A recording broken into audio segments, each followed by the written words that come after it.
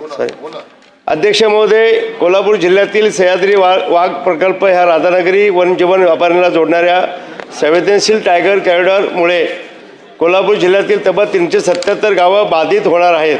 असल्यामुळे नुकतेच एप्रिल 2026 मध्ये उघडी शेणं या संदर्भात 21 मे पर्यंत कॉरिडॉरची अधिसूचना प्रसिद्ध होणार असल्याने स्थानिक नागरिकांमध्ये प्रचंड चिंतेचं वातावरण असणे. अध्यक्ष महोदय, कॉरिडॉरला मान्यता मिळाल्यास संबंधित गावावर वन विभागाचे विविध निर्बंध लागू होण्याची शक्यता. अध्यक्ष महोदय, सदर प्रकल्पामुळे स्थानिक नागरिकांच्या दैनंदिन जीवनावरती, शेती व्यवसायावरती व घर बांधणीवरती, विकास कामावरती तसेच मूलभूत सुविधावरती मोठे परिणाम होण्याची शक्यता वर्तवण्यात येणे. अध्यक्ष महोदय, प्रस्तावित कॉरिडॉरमुळे वन प्राण्यांच्या वाढत्या त्रासामुळे अत्यंत त्रस्त असून हत्ती, बिबटे, गवे, डुक्कर व वन प्राण्यामुळे शेती पिकाचे मोठ्या प्रमाणात नुकसान होत असून अनेक शेतकरी आर्थिक संकटात सापडले असणे.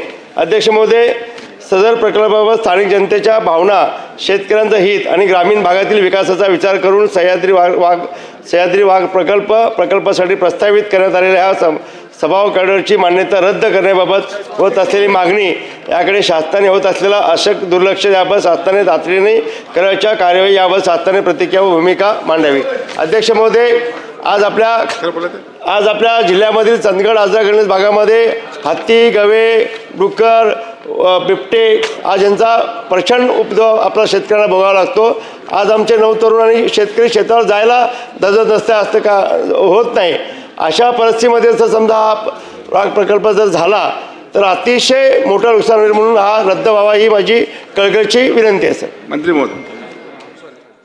अध्यक्ष महोदय, सन्माननीय सदस्य शिवाजीराव पाटील यांनी हा जो प्रश्न उपस्थित केलेला आहे तो सह्याद्री व्याघ्र राखीव हा महाराष्ट्रातील पश्चिम घाटातील एकमेव व्याघ्र प्रकल्प आहे. सह्याद्री व्याघ्र प्रकल्प राखीव हा महाराष्ट्रातील एकूण 6 व्याघ्र प्रकल्पापैकी 4था व्याघ्र प्रकल्प असून दिनांक 5/1/2010 रोजी शासनाने अधिसूचित केला आहे. तसेच 21/8/2012 रोजी व्याघ्र प्रकल्पाचे कोर झोन, बफर झोन अधिसूचित करण्यात आले.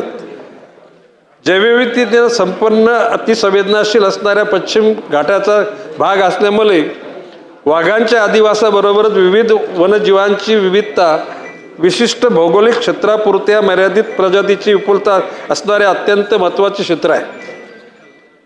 अध्यक्ष महोदय, या व्याघ्र प्रकल्पामध्ये चांदोली राष्ट्रीय उद्यान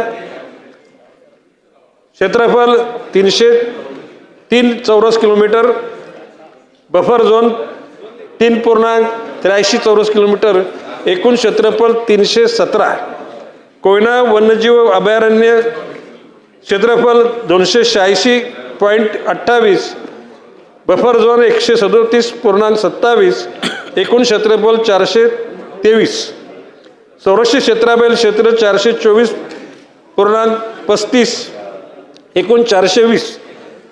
अध्यक्ष महोदय, अशा प्रकारची ही 4 जिल्ह्यामध्ये विभागलेलं, ज्याच्यामध्ये कोल्हापूर प्रादेशिक गावांची संख्या 377, चिपळूण प्रादेशिक 20, सावंतवाडी प्रादेशिक 121, सह्याद्री व्याघ्र प्रकल्प राखीव कोल्हापूर 33 अशी 555 गावांची तिथे एकूण समावेश होतो. आता माननीय सदस्य शिवाजीराव पाटील यांचं म्हणणं आहे की या सर्व गावांचा समावेश करण्याची गरज आहे का? नाही असं तुमचं म्हणणं आहे. अध्यक्ष महोदय, वन विभागाचे वरिष्ठ अधिकाऱ्यांना मी सूचित केलेलं आहे की कोल्हापूर मुक्कामी तुम्ही कॅम्प ठेवा आणि वरिष्ठ अधिकारी जाऊन तिथल्या सर्व लोकप्रतिनिधींना आपण आमंत्रित करावं, सन्मानाने आमंत्रित करावं.